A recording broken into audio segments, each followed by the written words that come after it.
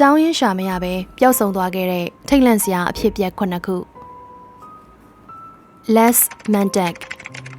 2014ခုနှစ်ဇွန်လမှာအသက်28နှစ်အရွယ်ဂျာမန်လူမျိုးတစ်ယောက်ဖြစ်တဲ့ Les Mandak ဟာသူ့တငယ်ချင်းတွေနဲ့အတူဘူဂေးရီးယားနိုင်ငံဗာနိုမြို့ကိုအပန်းဖြေခရီးထွက်ခဲ့ကြပါတယ်။ကမ်းခြေမှာပျော်ပျော်ပါးပါးနေကြသလိုဈေးတက်တက်တာနဲ့ရနိုင်တဲ့အရက်တွေတောက်ရင်ညဘက်တွေမှလည်းအပြင်ထွက်စားတောက်ကြပါတယ်။ Les ကအေးဆေးဆေးနေတတ်ပြီးစကားသိပ်မပြောတဲ့သူတစ်ယောက်ပါရှမ်းဖြစ်တာပြဿနာရှာတာမျိုးလည်းမရှိဘူးလို့အားလုံးကပြောပါတယ်ဒါပေမဲ့တညမှာတော့ဘားတစ်ခုမှရှိတဲ့ဒေသခံအမျိုးသားတွေနဲ့ဘောလုံးအသင်းကိစ္စနဲ့ပတ်သက်ပြီးစကားများရန်ဖြစ်ခဲ့ကြတယ်လို့သတင်းတွေအရဆိုပါတယ်ဒီရန်ပွဲကြောင့်သူ့နှစီပေါက်သွားခဲ့ပါတယ်ဒါကြောင့်သူ့တငယ်ချင်းတွေနဲ့အတူလေရင်နဲ့ပြန်လို့မရတော့ပါဘူးဆရာဝန်ကလည်းသူ့ရဲ့ဒဏ်ရာတက်တာဖို့အတွက်ရန်နှဲငယ်ဆက်နေဖို့ပြောခဲ့ပါတယ်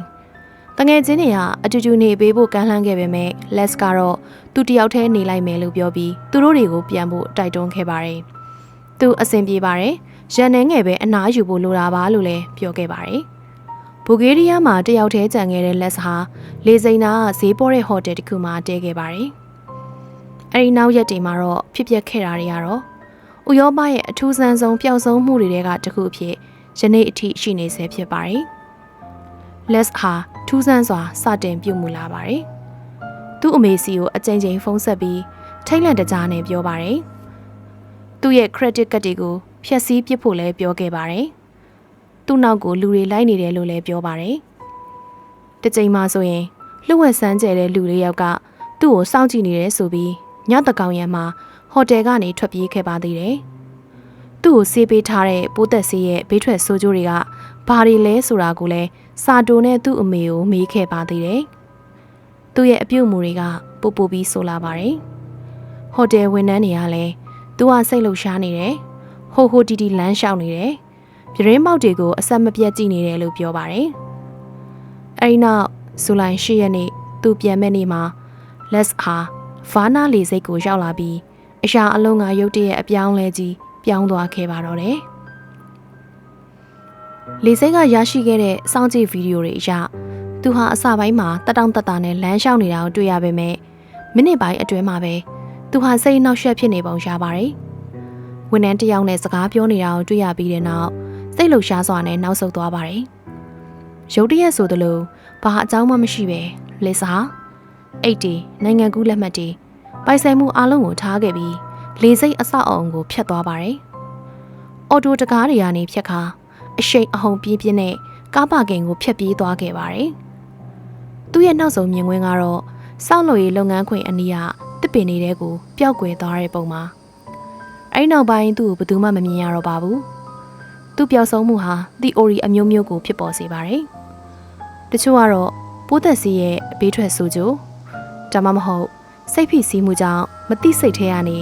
စိတ်ယောဂဖြစ်လာတာမျိုးဖြစ်နိုင်တယ်လို့ယုံကြည်ကြပါတယ်။တချို့ကတော့ပိုဆိုးတဲ့အရာတစ်ခုခုရှိနေတယ်လို့ယုံကြည်ကြပါတယ်။ Les ကိုတကယ်လိုက်နေတာဒါမှမဟုတ်ပြစ်မှတ်ထားတာမျိုးဖြစ်နိုင်ပြီးအဲ့ဒီနောက်ဆုံးအချိန်တွေမှာကြုံတွေ့ခဲ့ရတဲ့အရာကသူ့ကိုဖနှက်မပါပဲကာကွယ်မှုမရှိပဲတောထဲကိုထွက်ပြေးဖို့လုံလောက်အောင်ထိတ်လန့်သွားစေတာဖြစ်နိုင်တယ်လို့လည်းယူဆကြပါတယ်။အဲ့နောက်ပိုင်းနှစ်တည်းအထိအရှိဥရောပမှာသူ့ကိုတွေ့တယ်ဆိုတဲ့သတင်းတွေထွက်ပေါ်ခဲ့ပေမဲ့ဘယ်အရာမှအတိမပြုနိုင်ခဲ့ပါဘူး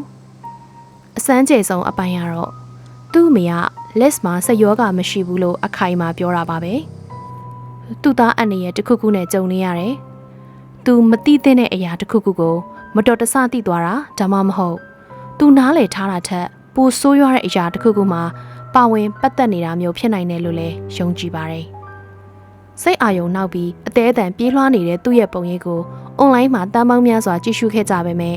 ဘယ်အရာသူ့ကိုအဲ့ဒီလောက်ထိထိတ်လန့်စေတာလဲ။သူဘယ်ကိုရောက်သွားလဲဆိုတာကိုလည်းဘယ်သူမှမသိကြပါဘူး။ Bobby Duna 1912ခုနှစ်မှာလူဝီစီယာနာပြည်နယ်အပါလူးစစ်မြို့လေးမှာ၄နှစ်သားအရွယ် Bobby Duna ဟာသူ့မိသားစုနဲ့အတူဆဲဝေးကန်နားမှာငားများထွက်ခဲ့ရင်းနဲ့ပျောက်ဆုံးသွားခဲ့ပါတယ်။မိဘတွေကတော့သူဟာရေနားကိုသွားရင်းနဲ့တနေကုန်ပျောက်ကွယ်သွားတယ်လို့ပြောပါတယ်။ချက်ချင်းပဲအကြီးအကျယ်ရှာဖွေမှုတွေပြုလုပ်ခဲ့ကြပါတယ်။စေတနာဝန်ထမ်းရှားပေါင်းများစွာက ရိယာတစ်ခုလုံးကိုစူးစမ်းရှာဖွေခဲ့ကြတယ်။ကံကိုဆွဲပြီးရှာခဲ့တယ်လို့တောထဲမှာလည်းရှာဖွေခဲ့ကြတယ်။သူ့ရဲ့ခန္ဓာကိုယ်ဟာကံအောက်ခြေမှာပိတ်မိနေနိုင်တာကြောင့်ကံအောက်ရေအောက်မှာဒိုင်းနမတ်နဲ့တောင်မှပဲဖောက်ပြီးတော့ရှာဖွေခဲ့ကြပါသေးတယ်။ဒါပေမဲ့ဘော်ဘီပျောက်ဆုံးနေစေပါ။မြို့သူမြို့သားတွေကတော့ဝန်းထဲပူဆွေးကြရပါတယ်။ရှစ်လကြာတဲ့အထိသူ့ရဲ့ပျောက်ဆုံးမှုဟာဒေသခံတွေအတွက်စိတ်ဝင်တစားဖြစ်နေတဲ့ကိစ္စတစ်ခုဖြစ်နေခဲ့ပါတယ်။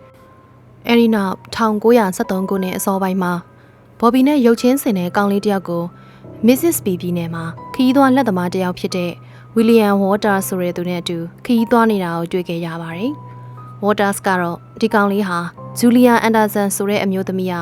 သူ့ကိုစောင့်ရှောက်ဖို့အပ်ထားတဲ့ကလေးဖြစ်တယ်လို့ပြောပါတယ်။ဒါပေမဲ့ဒူနာမီသားစုကတော့ဒီကောင်လေးဟာဘော်ဘီဖြစ်တယ်လို့ယုံကြည်နေခဲ့ကြတယ်။ Waters ကလည်းပြန်မေးဆွဲမှုနဲ့ဖမ်းဆီးခဲ့ပါတယ်။အာနာပိုင်တွေကအကောင်လေးနဲ့ဘော်ဘီရဲ့အမေပြန်လဲစုံစည်းဖို့စီစဉ်ပေးခဲ့ပါတယ်။အစာပိုင်းမှာကောင်လေးဟာသူ့အမေကိုမမှတ်မိခဲ့ပါဘူး။ဒါပေမဲ့ကောင်လေးနဲ့ရက်နှဲငယ်ကြောင်အတူနေပြီးတဲ့နောက်သူ့အမေကဒီကလေးဟာသူ့သားအရင်မှလို့သတင်းမီဒီယာနဲ့ရဲတွေကိုကြေညာခဲ့ပါတယ်။ကိစ္စပြီးပါပြီ။သတင်းစာတွေကတော့ဘော်ဘီဒူနာကိုပြန်တွေ့ပြီလို့ရေးသားခဲ့ကြပါတယ်။ Waters ကိုလည်းထောင်ဒဏ်ချမှတ်ခဲ့ပြီးကောင်လေးကိုဒူနာမီသားစုစီပြန်ပို့ပေးခဲ့ပြီးတော့သူတို့ရဲ့သားအရှင်းလိုပဲပြူစုပြိုးထောင်ခဲ့ကြပါတယ်။ဒါပေမဲ့ပြဿနာတစ်ခုရှိပါတယ်။ကလေးကို Waters စီအနံခဲ့တယ်ဆိုတော့ Julia Anderson ဆိုသူအမျိုးသမီးကရောက်လာခဲ့ပါတယ်။ဒီကောင်လေးဟာသူ့သား Bruce ဖြစ်ပြီးတော့ဒူနာတို့မိသားစုကသူ့ကိုခေါ်သွားတာပါလို့အခိုင်အမာပြောခဲ့ပါတယ်။သူမမှာပတ်စံလည်းမရှိရှိနေလည်းမရှိအားပေးကူညီမဲ့သူလည်းမရှိခဲ့ပါဘူး။တရားရုံးတွေကဒူနာမိသားစုဘက်ကအဆုံးဖြတ်ပေးလိုက်တဲ့အခါသူမဟာသူ့သားကိုထာဝရဆုံးရှုံးခဲ့ရပါတယ်။သူမဟာဝန်နဲ့ကြေကွဲစာနဲ့ပဲ Mississippi ကိုပြန်ခဲ့ရပြီးတော့သတင်းစာတွေရဲ့လိမ်ညာသူအဖြစ်တစိုက်ကခံခဲ့ရပါတယ်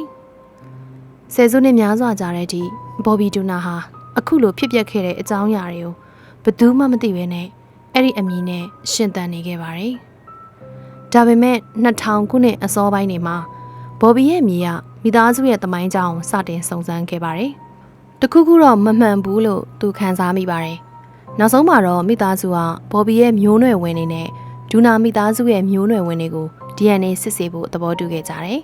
။ရလဒ်တွေကတော့အနှစ်တရာကြာယုံကြည်မှုကိုပျက်စီးစေခဲ့ပါတယ်။ဘော်ဘီဒူနာအဖြစ်ကြီးပြင်းလာခဲ့တဲ့ကောင်လေးဟာဒူနာမိသားစုနဲ့မျိုးရိုးဗီဇအရသက်ဆိုင်ခြင်းမရှိခဲ့ပါဘူး။သူဟာ Bruce Anderson ဖြစ်နေခဲ့ပါတယ်။ Julia Anderson ဟာအစကတည်းကအမှန်တရားကိုပြောနေခဲ့တာပါ။အဲ့ဒါတော့တကယ်ဘော်ဘီဒူနာကိုဘယ်တော့မှရှာမတွေ့ခဲ့ဘူးဆိုတဲ့အဓိပ္ပာယ်ပါပဲ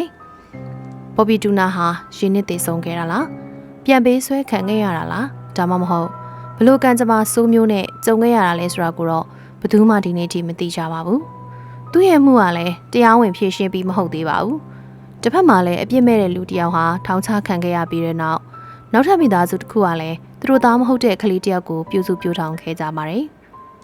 အရာအလုံးဟာအယမ်းကိုနာကျင်ပွဲကောင်းပါတယ်။ဒါဟာကိစ္စတစ်ခုလုံးကိုအဆုံးသတ်ခြင်းစိတ်ကအမှန်တရားထက်ပိုအရေးကြီးသွားလို့ပါပဲ။ Water Calling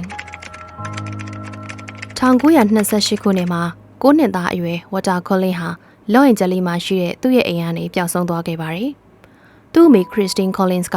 အလုပ်သွားနေတော့ရုပ်ရှင်သွားကြည့်ဖို့ပတ်စံအနေငယ်ပေးခဲ့တာပါ။သူဘယ်တော့မှအိမ်ပြန်မရောက်လာခဲ့ပါဘူး။ Christine ဟာသူ့သားကိုလိုက်ရှာဖို့အတွက်ရဲစခန်းကိုသွားရောက်ခဲ့ပြီးရဲတွေကလည်းရှာဖွေမှုတွေစတင်ခဲ့ပါတယ်။သူ့မှုကတိတ်မကြခင်မှာပဲသတင်းစာခေါင်းကြီးပိုင်းမှာပါလာခဲ့ပါတယ်။အဲ့ဒီအချိန်တုန်းကရာဇဝတ်မှုတွေနဲ့ကလေးပြန်မေးဆွဲမှုတွေအပေါ်ကြောက်ရွံ့မှုတွေမြင့်တက်နေတဲ့အချိန်ဖြစ်တာကြောင့်လော့အင်ဂျယ်လီရဲဌာနအပေါ် PR တွေကလည်းအယံများနေပါတယ်။9လကြာတဲ့အထိ Christine ဟာရှာဖွေမှုတွေကိုဆက်လုပ်နေခဲ့ပါတယ်။သူမကပျောက်ဆုံးကြောင်းကြိုညာစာရွက်တွေထုတ်ဝေခဲ့ပြီးတော့ရှာဖွေမှုတွေစီစဉ်ခဲ့သလိုအင်တာဗျူးတွေလည်းဖြေခဲ့ပါတယ်။အဲဒီနောက်ဩဂတ်လမှာ Illinois ပြည်နယ်ကရဲတွေဟာ Water ဖြစ်တယ်လို့ပြောတဲ့ကောင်လေးတယောက်ကိုဖမ်းမိခဲ့ပါတယ်။ဒီကောင်လေးကိုသတင်းထောက်တွေရဲ့ရှေ့မှာ Christine နဲ့ပြန်လည်စုံစည်းပေးဖို့အတွက်လော့အင်ဂျယ်လီကိုခေါ်လာခဲ့ပါတယ်။ကင်မရာတွေကဓာတ်ပုံရိုက်ရဲတွေကလည်းအမှုကိုဖြေရှင်းနိုင်ပြီဆိုပြီးတော့ဂုဏ်ယူနေကြတဲ့အချိန်မှာ Christine ကကောင်လေးကိုမြင်ပြီးတော့ဒါကျမသားမဟုတ်ဘူးလို့ပြောခဲ့ပါတယ်။ရဲတွေကတော့သူမမှားနေတယ်လို့ပြောခဲ့ပြီးတော့စိတ်တရာကြောင့်ရုပ်ရည်ပြောင်းလဲသွားတာဖြစ်နိုင်တယ်လို့အတင်းအကျပ်ပြောခဲ့ပါတယ်။ ဆန္ဒကာလအနေနဲ့ကောင်းလေးကိုအိမ်ခေါ်သွားဖို့လဲတိုက်တွန်းခဲ့ကြပါတယ်ခရစ်စတင်းဟာလူအများရဲ့ဖိအားကြောင့်မလိုလားဘဲနဲ့သဘောတူခဲ့ရပေမဲ့သုံးဖက်အကြားမှာတော့ရဲဌာနကိုပြန်သွားပြီးဒါဟာကျမသားမဟုတ်ပါဘူးလို့ထပ်ပြောခဲ့ပြန်ပါတယ်ဒီတစ်ခါမှာတော့ရဲတွေကသူမဟာစိတ်ဖောက်ပြန်နေတယ်လက်တွေ့ကိုလက်မခံဘူးလို့ဆွဆွဲပြီးတော့စော်ယောဂါကိုဆေးရုံကိုပို့ပစ်ခဲ့ပါတယ်တစ်ချိန်တည်းမှာပဲကောင်းလေးကသူဟာဝါတာမဟုတ်ကြောင်းဝန်ခံခဲ့ပါတယ်သူ့နာမည်အရင်ကတော့ Arthur Hashkins ဖြစ်ပြီးတော့ကယ်လီဖိုးနီးယားကိုအခမဲ့ခရီးသွားကြတာကြောင့် water calling အဖြစ်ဟန်ဆောင်ခဲ့တဲ့ထွက်ပြေးလာတဲ့ကလေးတစ်ယောက်ဖြစ်ပါတယ်သူအကြိုက်ဆုံးသရုပ်ဆောင်တွေနဲ့တွေ့ဖို့အတွက်အကူအညီဖြစ်နိုင်တယ်လို့လည်းသူထင်ခဲ့ပါတယ်ဒါကြောင့်ရဲတွေကဝမ်းနဲ့ကြေကွဲနေတဲ့မိခင်တစ်ယောက်ကိုမသက်ဆိုင်တဲ့ကလေးတစ်ယောက်နဲ့လူသိရှင်ကြားပြန်လည်စုံစည်းပေးခဲ့ပြီးတော့သူမကအဲ့ဒီလိန်ညာမှုကိုလက်မခံတဲ့အခါမှာတော့အပြစ်ပေးခဲ့တာဖြစ်ပါတယ်ဒီဖြစ်ပျက်ကဒီမာရင်ပြီးဆုံးသွားတဲ့ပေမဲ့ပို့ပြီးတော့ကြောက်စရာကောင်းလာခဲ့ပါတော့တယ်တစ်ချိန်တည်းမှာပဲ Gordon Knobkoff လို့ခေါ်တဲ့ကနေဒါအမျိုးသားတစ်ယောက်ကိုကယ်လီဖိုးနီးယား Wineville မှာရှိတဲ့စစ်စံတစ်ခုမှာတပ်ဖြတ်မှုတွေအတွက်ဖမ်းဆီးခဲ့ပါတယ်သူကကောင်လေးငယ်လေးတွေကိုသူ့ခြံကိုလာရောက်ဖို့အတွက်မြှုပ်ဆွဲပြီးတော့ဖမ်းဆီးကနောက်ဆုံးမှတပ်ပစ်ခဲ့ပါတယ်အာနာပိုင်နေခြံဝင်ရောက်စီးနေတဲ့အခါမှာ Knobkoff ကိုအများပြားနဲ့ဆက်ဆက်နေတဲ့တပ်တည်အထောက်ထားတွေတွေ့ခဲ့ရပါတယ်အဲ့ဒီသားကောင်လေးတွေကတယောက်ဟာ water calling ဖြစ်တယ်လို့သူတို့ယုံကြည်ခဲ့ကြပါတယ်ခရစ်စတင်းဟာအဖြေအတွက်တောင်းပန်ခဲ့ပေမဲ့ Knobkoff ကတော့ရှင်းရှင်းလင်းလင်းဝန်ခံခဲ့ခြင်းမရှိပါဘူးသူဟာတခြားလူသတ်မှုတွေအတွက်အပြစ်ဒဏ်ချမှတ်ခံခဲ့ရပေမဲ့ water calling ရဲ့ကံကြမ္မာကတော့အဖြေမရှိဘဲနဲ့ကြံရင်ခဲ့ပါတယ်ခရစ်စတင်းဟာဘာဖြစ်ခဲ့လဲဆိုတာကိုရှာဖွေဖို့သူ့ရဲ့ကြံရှိနေတဲ့ဘဝတစ်ခုလုံးကိုကုံဆုံးစေခဲ့ပါတယ်သူမဟာဘယ်တော့မှလက်လျှော့ခဲ့ခြင်းမရှိပါဘူးလောရင်ဂျလီမျိုးကတော့သူမကိုဘယ်တော့မှတရားဝင်တောင်းပန်ခဲ့ခြင်းမရှိပါဘူးအဲ့ဒီလိန်ညာမှုကိုလက်မခံလို့သူမကိုထောင်ထဲထည့်ခဲ့တာအတွက်လည်းတောင်းပန်ခဲ့ခြင်းမရှိခဲ့ပါဘူးဒီဇက်လန်ဟာနောက်ပိုင်းမှာအင်ဂျလီနာဂျိုလီရဲ့ Changeling ဇာတ်ကားအတွက်ရိုက်ကူးဖို့လှုပ်ဆော်မှုဖြစ်လာခဲ့တယ်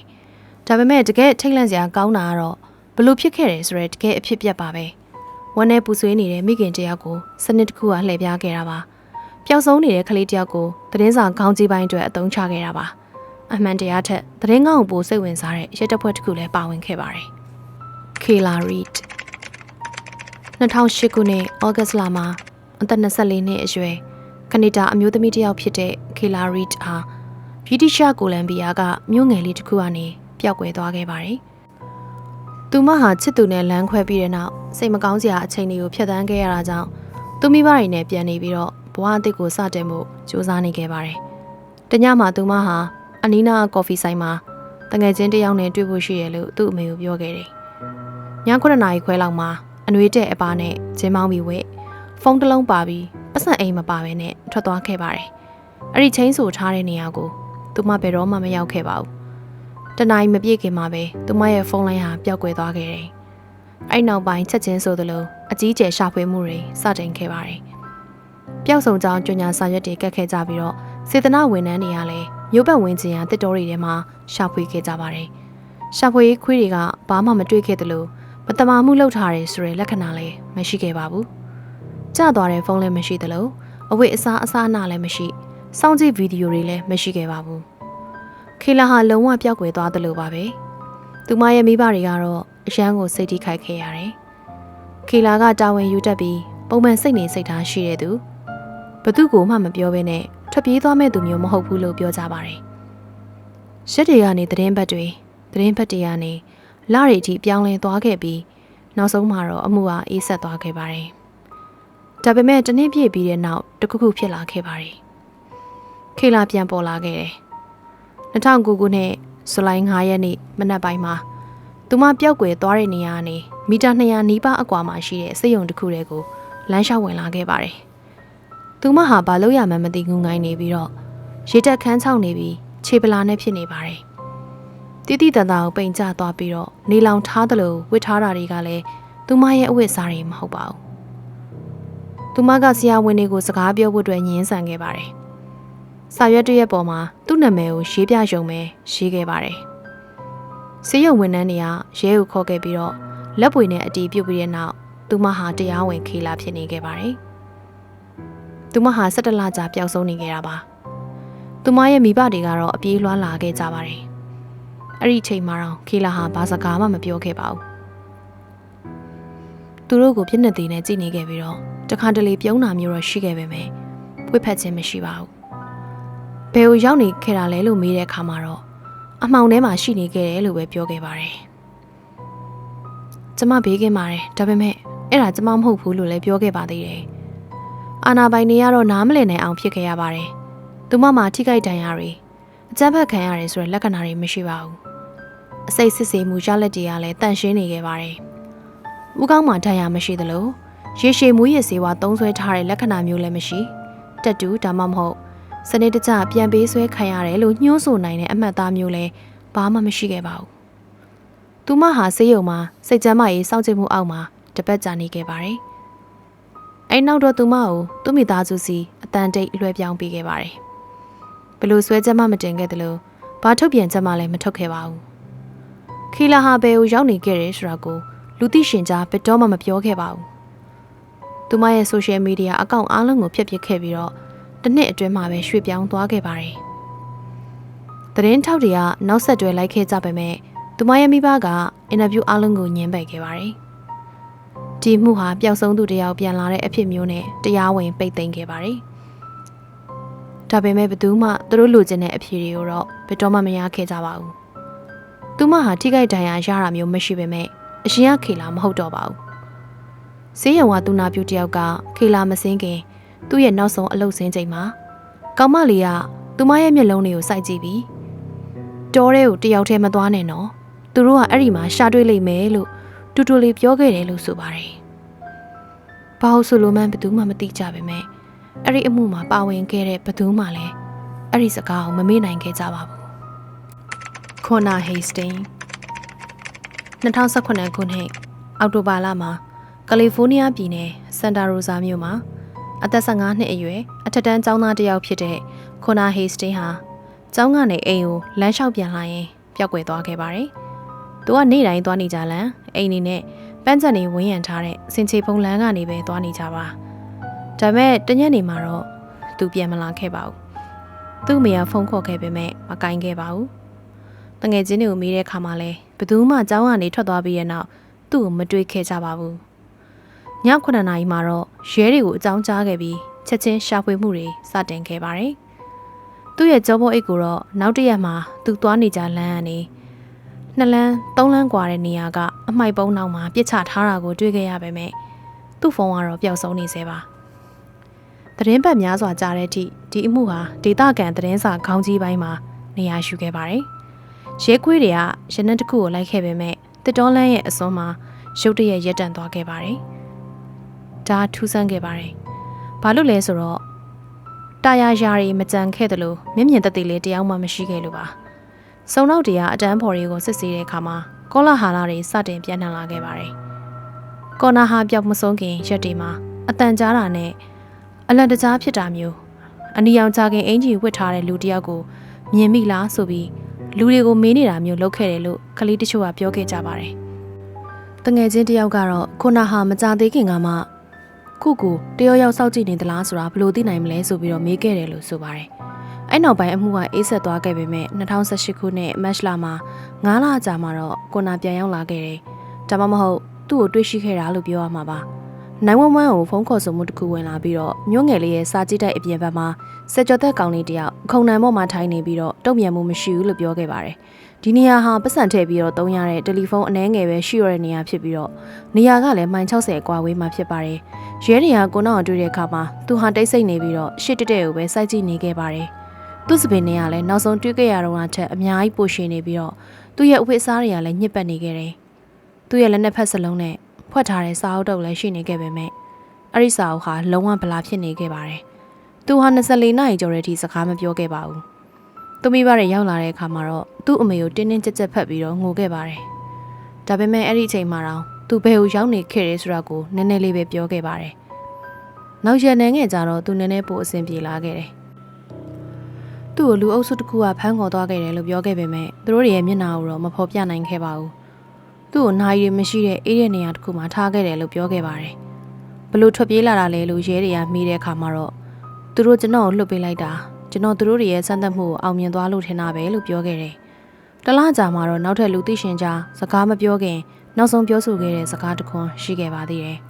။တခြားသူတွေလည်းရှိတယ်။ကျွန်တော်သူတို့ရဲ့အသံတွေကိုကြားခဲ့ရတယ်။ကျွန်တော်တယောက်တည်းမဟုတ်ဘူး။ဒါပေမဲ့သူတို့ပြန်လှုပ်ပေးခဲ့တဲ့အထဲမှာကျွန်တော်တယောက်တည်းပဲဖြစ်နိုင်တယ်လို့ပြောခဲ့ပါတယ်။သူ့ကိုတွေ့တဲ့ညသူကင်ထားတဲ့စာအုပ်ကတော့ဗလာတိုင်းပဲရှိနေခဲ့တာပါ။ဘယ်သူမှသူ့အဲ့ဒီစာအုပ်ထဲမှာဘာမှရေးခိုင်းလို့မရခဲ့ပါဘူး။ဒါပေမဲ့စာအုပ်ရဲ့နောက်ဆုံးစာမျက်နှာရဲ့အောက်ရှိထောက်မှာလက်ရေးမမှန်ပဲနဲ့စာလုံးလေးလုံးရေးထားတာကိုတွေ့ခဲ့ရတယ်။အဲ့ဒီစာကတော့ကျွန်တော်တယောက်တည်းမဟုတ်ဘူးဆိုတဲ့စကားပါ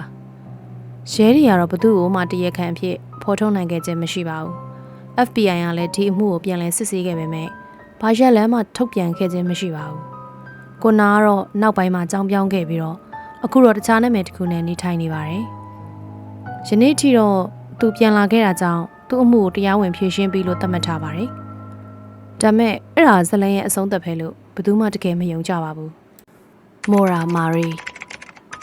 2004ခုနှစ်ဖေဖော်ဝါရီ9ရက်နေ့ညမှာအသက်22နှစ်အရွယ်သူနာပြုကျောင်းသူမော်ရာမာရီဟာနယူးဟန်ရှိုင်းယာပြည်နယ်ဟေဗာဟေးမြို့လမ်းမကြီး112ရဲ့ဝေးလံခေါင်ဖျားတဲ့လမ်းပိုင်းတစ်ခုမှာကားမတော်တဆမှုအသေးစားလေးဖြစ်ပြီးတဲ့နောက်ပျောက်ကွယ်သွားခဲ့ပါတယ်။ဆယ်စုနှစ်2ခုနီးပါးကြာပြီးတဲ့နောက်မှာတော့သူမဘယ်ကိုသွားခဲ့လဲ။ဘယ်အရာကနေထွက်ပြေးခဲ့လဲ။ဒါမှမဟုတ်ဘသူကများသူမကိုစောင့်နေခဲ့တာလဲဆိုတာကိုဘသူမှမသိကြပါဘူး။အဲ့ဒီအစောပိုင်းမှာမော်ရာဟာသူမရဲ့အဆောင်ကနေထွက်လာခဲ့ပါတယ်။သူမရဲ့ပါမောက်ခါတွေကိုမိသားစုဝင်တယောက်ပေးဆုံးသွားလို့ရက်နှဲငယ်ကြားအပြင်သွားနေမယ်လို့အီးမေးလ်ပို့ခဲ့ပေမဲ့သူမရဲ့မိသားစုထဲမှာဘသူမှသိဆုံးခဲ့ခြင်းမရှိပါဘူး။အမှန်တော့သူမဘဝမှာဘသူမှထွက်သွားဖို့စီစဉ်နေတာမျိုးမရှိပါဘူး။သူမကအိတ်တလုံးထုတ်ပိုးပြီးဘန်ကောင်ထဲကပတ်စံအားလုံးဒီပါကိုထုတ်ယူကအရက်အပါဝင်ပစ္စည်းအနှဲငယ်ကိုအနီးနားစတိုးဆိုင်တစ်ခုမှဝယ်ယူခဲ့ပါတယ်။အဲ့နောက်တော့သူမဟာဘယ်ကိုသွားမယ်ဆိုတာမသိပဲတယောက်တည်းတောင်ဘက်ကိုတိတ်တိတ်လေးမောင်းသွားခဲ့ပါတယ်။ညနေ9:29လောက်မှာဒေသခံအမျိုးသမီးတယောက်ကသူ့အိမ်အပြင်ဘက်မှာကားမတော်တဆမှုဖြစ်တယ်လို့911ကိုဖုန်းဆက်ခဲ့ပါတယ်။လမ်းချိုးကွေ့တစ်ခုမှာအနက်ရောင်ကားအသေးစားလေးတစ်စီးကနှင်းပုံထဲကိုဝင်တိုက်မိခဲ့တာပါ။ရဲတွေမိနစ်20အကြာမှရောက်လာတဲ့အခါကားကိုတွေ့ခဲ့ရပေမဲ့ရှင်မောင်းကိုတော့မတွေ့ရပါဘူး။ကားတော့ခတ်ထားပြီးတော့ကားမှန်ကလည်းကွက်အပ်နေပါတယ်။လေအိတ်နှစ်ခုစလုံးကလည်းပွင့်ထွက်နေခဲ့တယ်။ဝိုင်တပူကလည်းကားအတွင်းကတစ်ခုလုံးပြန့်ကျဲနေခဲ့ပါတယ်။ပျောက်ဆုံးနေတဲ့တစ်ခုတည်းသောအရာကတော့မော်ရာပဲဖြစ်ပါတယ်။အနီးနားမှာနေထိုင်တဲ့ဘတ်စကားမောင်းသမားတယောက်ကရဲတွေမရောက်ခင်မိနစ်ပိုင်းအလိုမှာသူမကိုတွေ့ခဲ့ရပါတယ်။သူကကားကိုရက်ပြီးသူမကိုကားပရင်ပေါက်ကနေစကားပြောခဲ့ပါတယ်။သူမကအေးပြီးတုံးလုံးနေပုံရပေမဲ့အကူကြီးကိုတော့လက်မခံခဲ့ပါဘူး။သူကလည်းကားဆက်မောင်းသွားပြီးတဲ့နောက်ကားမတော်တဆဖြစ်တဲ့အကြောင်းဖုန်းဆက်ခဲ့ပါတယ်။ဒါပေမဲ့ရဲတွေအခင်းဖြစ်ပွားရာနေရာကိုရောက်လာတဲ့အချိန်မှာတော့မော်ရာပျောက်ကွယ်သွားခဲ့ပါပြီ။လမ်းလျှောက်ထွက်သွားတာမျိုးမဟုတ်ဘဲနဲ့ပျောက်ကွယ်သွားခဲ့တာပါ။ရဲခွေးတွေကသူမရဲ့ရနံ့ကိုလမ်းတစ်လျှောက်မှာဂိုက်100လောက်အထိလိုက်နိုင်ခဲ့ပါတယ်။အဲ့ဒီနောက်ရုတ်တရက်ရပ်တန့်သွားခဲ့ပါတယ်။တောထဲမှာခြေရလည်းမရှိသလိုပစ္စည်းတွေလည်းကြံခဲ့ခြင်းမရှိပါဘူး။တစုံတစ်ယောက်ကပဲသူမကိုမမြင်ရတဲ့နေရာကနေကားနဲ့ခေါ်သွားတယ်လို့ပါပဲ။သူမရဲ့ဖုန်းနဲ့ credit card တွေကိုလည်းနောက်ထပ်ဘယ်တော့မှအသုံးမပြုတော့ပါဘူး။သူမဝယ်လာတဲ့အရက်ပလင်းတွေကတချို့ကတော့ပျောက်ဆုံးနေပြီးတော့တချို့ကတော့ကားထဲမှာကျန်နေခဲ့ပါတယ်။မတမာမှုလုပ်ထားတဲ့လက္ခဏာတွေတော့တိတိကျကျမရှိခဲ့ပေမဲ့ဘာတစ်ခုမှလည်းရှင်းလင်းမှုမရှိခဲ့ပါဘူး။သူမမှာစိတ်ရောဂါလည်းမရှိပါဘူး။တငယ်ချင်းတွေနဲ့မိသားစုကလည်းသူမဟာကိုယ့်ကိုယ်ကိုတတ်သိမဲ့လူမျိုးမဟုတ်ဘူးလို့ပြောကြပါတယ်။သူမဟာအနာဂတ်အတွက်အစီအစဉ်တွေဆွဲနေခဲ့တဲ့သူပါ။ဒါတော့မှသူမဟာပျောက်ကွယ်သွားခဲ့တာပါ။အဲ့ဒီနောက်ပိုင်းနှစ်တွေမှာသူမရဲ့အမှုဟာအင်တာနက်ပေါ်မှာလူစိတ်ဝင်စားမှုရှိဆုံးသောနည်းနည်းစမ်းကြယ်မှုတွေတည်းကတစ်ခုဖြစ်လာခဲ့ပါတယ်။စုံစမ်းသူတွေဖိုရမ်တွေနဲ့ပေါ့စကတ်တွေကအသေးစိတ်တိုင်းကိုဆွဲထုတ်စစ်ဆေးခဲ့ကြပါတယ်။တချို့ကတော့သူမဟာဘဝတစ်ခုစတင်ဖို့ပျောက်ဆုံးမှုကိုဖန်တီးခဲ့တာလို့ယုံကြည်ကြပါတယ်။တချို့ကတော့သူမကိုမသိတဲ့လူဒါမှမဟုတ်ချိန်တွေ့ဖို့စီစဉ်ထားတဲ့လူတယောက်ကပြန်ပြီးဆွဲသွားခဲ့တာလို့ယုံကြည်ကြတယ်။အဲဒီနောက်တော့ပို့ပြီးတော့ဆိုးရတဲ့ theory တွေလည်းရှိနေခဲ့ပါတယ်။တောင်ပေါ်မှာလှုပ်ရှားနေတဲ့လူသက်သမားဒါမှမဟုတ်ဖုံးကွယ်ထားမှုတစ်ခုပါတဲ့။ဒါပေမဲ့ခိုင်မာတဲ့ထောက်ထားဘယ်တော့မှမထွက်ပေါ်ခဲ့သလိုသူမရဲ့ခန္ဓာကိုယ်လည်းဘယ်တော့မှရှာမတွေ့ခဲ့ပါဘူး။မော်ရာမာရီကိုအဲ့ဒီညတခုခုတော့ဖြစ်ခဲ့တာသိကြပါတယ်။ရွေချက်ရှိရှိလုပ်ခဲ့တာဖြစ်နိုင်ပါတယ်။ယနေ့အထိလည်းလမ်းမကြီးတစ်နှစ်ပတ်ပတ်လေကတစ်တော်တွေဟာသူ့ရဲ့လှုပ်ဝက်ချက်တွေကိုဆက်ပြီးတော့ တင်ထားစေပါ Rick Hales အလက်စကာပြည်နယ်နွမ်းမြို့ရဲ့ဝေးလံခေါင်ဖျားတဲ့မြို့လေးတစ်ခုဟာရှာနဲ့ချီတဲ့မိုင်ပေါင်းများစွာကျဲတဲ့မြက်ခင်းပြည်နယ်နဲ့တကူရဲဖြစ်နေပြီးတော့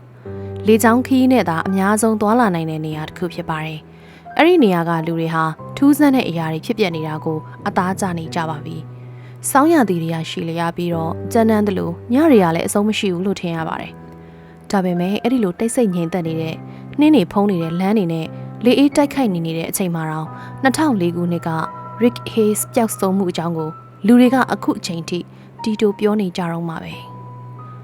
ဒါတခုတည်းတော့အမှုမဟုတ်ပေမဲ့ဘလို့ဖြစ်ခဲ့ရဲဆိုတာနဲ့ဘာရီကြံခဲ့လဲဆိုတာကြောင့်လူတွေစိတ်ဝင်စားကြတာပါ Rick Hales ဟာအသက်38နှစ်အရွယ်လျှက်စစ်ပညာရှင်တစ်ယောက်ပါစူးစမ်းပန်းစားအလုပ်လုပ်တဲ့သူတိတ်ဆိတ်တဲ့သူလူမှုရေးတိတ်မပေါင်းသင်းတဲ့သူတစ်ယောက်ပါဒါပေမဲ့သူ့ကိုသိတဲ့သူတွေရဲ့အကြားမှာတော့လူချစ်လူခင်ပေါ်များပါတယ်သူကမြို့အစွန်အဖျားတောဆက်နာတဲအိမ်လေးတစ်ခုမှာတယောက်တည်းနေထိုင်ပါတယ်။နွမ်းမြို့မှာအဲ့ဒီလိုတယောက်တည်းနေထိုင်တာမျိုးကမထူးဆန်းပါဘူး။လူအများစုကလည်းအဲ့ဒီလိုနေရတာကိုပိုနှစ်သက်ကြပါတယ်။ဒါပေမဲ့ရိရဲ့အမှုဟာပိုပြီးတော့ထိတ်လန့်စရာကောင်းလာခဲ့ပါတယ်။ဘာလို့လဲဆိုတော့အဲ့ဒီနေရာကနေပျောက်ဆုံးသွားတဲ့ပထမဆုံးလူမဟုတ်ဘူးဆိုတာကိုသိခဲ့ရလို့ပါပဲ။အမှန်တကယ်တော့သူမပျောက်ဆုံးခင်10နှစ်အတွင်းမှာလူပေါင်း20ကျော်ဟာထူးဆန်းတဲ့အခြေအနေတွေအောက်မှာနွမ်းမျိုးကနေပျောက်ဆုံးသွားခဲ့ကြပါတယ်။နောက်ပိုင်းမှာတော့ FBI ကဒါအုပ်ပုံစံတစ်ခုအဖြစ်စုံစမ်းခဲ့ပေမဲ့ရိရဲ့ဇက်လန်ကတော့မတူပါဘူး။ပို့ပြီးတော့ပုဂ္ဂိုလ်ရေးဆန်ပြီးထိတ်လန့်စရာကောင်းပါတယ်။2004ခုနှစ်နိုဝင်ဘာ23ရက်နေ့မှာ Rick ဟာအလုပ်ကိုမလာခဲ့ပါဘူး။သူ့ရဲ့တထေးကသူ့အကြိမ်ကြိမ်ခေါ်ခဲ့ပေမဲ့အချင်းကြီးဖြစ်ခဲ့ပါတယ်။အဲ့ဒီညနေမှာအလုပ်ဖို့တယောက်က Rick ရဲ့တဲအိမ်ကိုကားမောင်းသွားခဲ့ပါတယ်။သူ့ကားကအဲ့ဒီမှာရှိနေပြီးတော့မီးတွေကတော့ပိတ်ထားပါတယ်။အိမ်နေနေလေတော့ကနှင်းအနှဲငယ်ကြခဲ့ပေမဲ့သူတို့နီးကပ်လာတဲ့အခါမှာတော့ထူးဆန်းတဲ့အရာတစ်ခုကိုသတိထားမိခဲ့ပါတယ်။တဲအိမ်ထဲဝင်တဲ့ဒါမှမဟုတ်ထွက်တဲ့ခြေရာတွေဘာမှမရှိပါဘူး။ Rick ဟာဘယ်တော့မှထွက်မသွားသလိုဘယ်တော့မှပြန်မလာခဲ့ဘူးလို့ထင်ရပါတယ်။အလုပ်ဖော်ကတကားခောက်ခဲ့ပေမဲ့ဘာတုံ့ပြန်မှုမှမရှိခဲ့ပါဘူး။ဒါကြောင့်သူကခြံပက်လေမှာလမ်းလျှောက်ကြည့်တဲ့အခါနောက်ဖေးတကားကပွင့်နေတာကိုတွေ့ခဲ့ရပါတယ်။သူကအော်ခေါ်ပြီးအိမ်ထဲကိုဝင်သွားခဲ့ပါတယ်။ပစ္စည်းတွေကဖျို့ဖျဲဖြစ်နေတာမျိုးမရှိပါဘူး။ကော်ဖီအိုးကလည်းပြည့်နေပြီးတော့သူ့ဖုန်းကလည်းစပွဲပေါ်မှာရှိနေခဲ့ပေမဲ့ Rick ကိုတော့မတွေ့ရပါဘူး။အထူးဆန်းဆုံးအပိုင်းကတော့သူ့ရဲ့အိယာကခင်းထားတာပါ။တစုံတစ်ယောက်အခုမှထသွားတဲ့ပုံစံမျိုးမဟုတ်ဘဲနဲ့လုံးဝမအိပ်ဘူးတလို့တက်ရက်ခင်းထားခဲ့တာပါ။အလုပ်ပေါ်ကရဲကိုဖုန်းဆက်ခဲ့ပြီးသူတို့ကအိမ်ကိုရှာဖွေခဲ့ကြပါတယ်။အဲ့နောက်ပဝင်းကျင်ဧရိယာနဲ့တောတွေကိုပါရှာဖွေခဲ့ကြပါတယ်။ခွေးတွေဒရုန်းတွေရဟတ်ရှင်တွေနဲ့ရှာခဲ့ကြပေမဲ့ဘာမှမတွေ့ခဲ့ကြပါဘူး။နှင်းနေပဲကြားခဲ့ရတော့မှခြေရကားဘိန်းရသွေးဒါမှမဟုတ်တခုခုတော့ကြမ်းခဲ့တင်ပါတယ်။ဒါပေမဲ့ဘာခြေရမှမရှိခဲ့ပါဘူး။သူကအင်ကြီးပိုဖနက်တော့ရင်မပါပဲသူ့တဲအိမ်တဲကနေထွက်သွားခဲ့ပြီးပျောက်ကွယ်သွားခဲ့တာပါ။စုံစမ်းစစ်ဆေးမှုတွေအရမတမာမှုလုပ်ထားတယ်လို့မတွေ့ရပါဘူး။သူ့မှာရန်သူလည်းမရှိသလိုအကျွေးလည်းမရှိခဲ့ဘူးလို့သတင်းနေရဆိုပါတယ်။သူ့ရဲ့ဘဏ်အကောင့်ကိုတော့မှမထိတွေ့ရသေးပါဘူး။သူ့ဖုန်းကလည်းအဲ့ဒီမတိုင်ခင်တရက်ကလေးကစက်ဖွင့်ထားခြင်းမရှိခဲ့ပါဘူး။ဒါပေမဲ့2ရက်ကြာမှတော့လူအများမသိခဲ့ရတဲ့အရာတစ်ခုဖြစ်ပျက်ခဲ့ပါတယ်။နှစ်နှဲငယ်ကြာမှသာလူသိရှင်ကြားဖြစ်လာခဲ့တာပါ။နွမ်းမျိုးရဲ့မြောက်ဖက်မိုင်30လောက်အကွာမှာတောင်တက်သမားတယောက်ဟာထူးဆန်းတဲ့အရာတစ်ခုကိုတွေ့ခဲ့ရပါတယ်။မြေပြင်ပေါ်မှာခဲနေတဲ့ယောက်ျားလေးတယောက်ရဲ့ခြေအိတ်တစ်ဖက်ပါ။အနီးနားမှာတော့နှင်းပါအောက်မှာဖွက်ထားတဲ့ Polaroid ဓာတ်ပုံဟောင်းတစ်ပုံကိုတွေ့ခဲ့ရပါတယ်။အဲ့ဒီပုံကညစ်ပတ်နေပြီးတော့အေးခဲမှုကြောင့်ပုံကပျက်စီးလူနီးနီးဖြစ်နေခဲ့ပါပြီ။ဒါပေမဲ့အကြမ်းဖျင်းပုံကတော့ရှင်းရှင်းလင်းလင်းရှိနေခဲ့ပါတယ်။အဲ့ဒါကတော့တောထဲကနေ Rick ရဲ့တဲအိမ်ကိုရိုက်ထားတဲ့ပုံပါ။နေအိမ်ပရင်းမောက်ကိုမြင်ရပြီးအဲ့ဒီမှန်ထဲမှာတော့မျက်နှာတစ်ခုကိုတွေ့ခဲ့ရပါတယ်။ဒါပေမဲ့အဲ့ဒါက Rick ရဲ့မျက်နှာမဟုတ်ပါဘူး။အဲ့ဒီပုံရဲတွေကိုပေးခဲ့ပေမဲ့သူတို့ကတော့လူအများအောင်မထုတ်ပြန်ခဲ့ပါဘူး။နှင်းနေငယ်ကြတော့အဲ့ဒီအမှုမှာပါဝင်ခဲ့တဲ့အရာရှိတယောက်ကဒေသခံသတင်းတောက်တယောက်ကိုအမည်မဖော်ပဲပြောပြခဲ့ပါတယ်။အဲ့ဒီတပုံကသူ့ရဲ့အလုပ်သက်တမ်းမှာအထူးဆန်းဆုံးအရာဖြစ်ခဲ့ပြီးတော့မှန်တဲ့မျက်နှာကလုံးဝလူနဲ့မတူဘူးလို့ပြောခဲ့ပါတယ်။ရုပ်ပြက်စင်ပြက်ဖြစ်နေတယ်။ ဖြူဖြော့နေပြီးမျက်လုံးတွေကလည်းအယမ်းအောင်ပြူးနေတယ်။ပါဇက်ကလည်းတစုံတရာကိုတီတိုပြောနေဟန်မျိုးအနှဲငယ်ပွင့်နေတယ်လို့သူကဖော်ပြခဲ့ပါတယ်။အဲ့ဒီနေရာကိုပြန်ရှာခဲ့ပေမဲ့ဘာမှမတွေ့ခဲ့ပါဘူး။ Rick ရဲ့လက္ခဏာလည်းဘာမှမတွေ့ရပါဘူး။ဒေသခံတွေကတော့တောထဲမှာလူတွေကိုခေါ်သွားတဲ့အရာတစ်ခုခုရှိနေတယ်လို့ပြောပြီးစောင့်ကြည့်သူလို့စတင်နာမည်ပေးခဲ့ကြပါတယ်။ပျောက်ဆုံးမှုတွေဟာဆယ်စုနှစ်များစွာကတည်းကဖြစ်ခဲ့တာပါ။ဒေသခံတိုင်းရင်းသားတွေမှလည်းတစ်ပင်နေကြားမှာနေထိုင်ပြီးညဘက်တွေမှာထွက်လာတဲ့အမှောင်လူသားဆိုတဲ့ဒဏ္ဍာရီတွေရှိနေခဲ့ပါတယ်။နောက်ပိုင်းမှာတော့ FBI ကဝင်ရောက်စစ်ဆေးခဲ့ပြီးတော့ပျောက်ဆုံးမှုတွေဟာရာသီဥတုမတော်တဆမှုနဲ့အရက်ကြောင့်ဖြစ်နိုင်တယ်လို့ပြောခဲ့ပါတယ်။ဒါပေမဲ့ Rick ရဲ့အမှုကတော့အဲ့လိုမဟုတ်ပါဘူး။ဒီအမှုနဲ့နှီးစပ်တဲ့သူတွေကပို့ပြီးတော့သိခဲ့ကြပါတယ်။ဒါဟာရာသီဥတုကြောင့်မဟုတ်ဘူး။မတော်တဆမှုကြောင့်လည်းမဟုတ်ဘူးဆိုတာကိုသူတို့သိကြပါတယ်။ Rick ကဒီတောတွေနဲ့ကျွမ်းဝင်နေသူပါ။သူဟာဖက်နှက်မပါပဲအင်ကြီးမပါပဲအပူချိန်3ညအောက်ရောက်နေတဲ့အချိန်မှာလမ်းမရှောင်ထွက်ခဲ့ပါဘူး။သူဟာသူ့တကားကိုပွင့်နေအောင်ထားခဲ့မှာမဟုတ်တယ်လို့နှင်းနေထဲမှာခြေရာတစ်ခုမှမကြံပဲလေပျောက်ကွယ်သွားမှာမဟုတ်ပါဘူး။ရှနေ့အထိ Rick Hales ကိုဘယ်တော့မှရှာမတွေ့ခဲ့ပါဘူး။တချို့ကတော့ဒါဟာဝမ်းနည်းပွဲမတော်တဆမှုတစ်ခုလို့ပြောကြပြီးတချို့ကတော့ Rick ဟာမမြင်သင့်တဲ့အရာတစ်ခုကိုမြင်ခဲ့တာလို့ဆိုကြပါတယ်။